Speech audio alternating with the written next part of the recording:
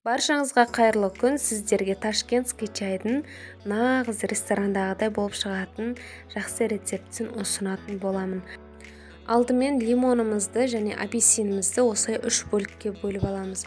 Апельсин болмаса, оны салмай қоюға да болады.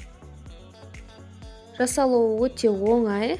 Чайнигіміздің астына лимон, апельсин және жалбыз жапырақтарын, яғни мятымызды, дәміне қарай набатымызды және де көк шай қосуға болады. Мен жаңа фруктовый, яғни жеміс-жидек шайын қостым және де қарапайым қара шайымыздың 1 қасық қосу жібереміз.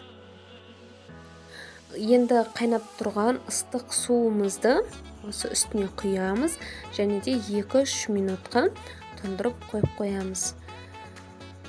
Бұл шайдың иісі ерекше және дәмі де дәл кафе ресторандағыдай болып шығады. Сіздер де дайындап көріңіздер, түсіне дейін әдемі болып шықты. Шаршап отырған болсаңыздар, дәл осы шайды демдеп ішіп алуға кеңес етемін, сергіп қаласыздар. Осы видео ұнаса, лайк басып, пікір қалдырып, каналға тіркеліп кетіңіздер.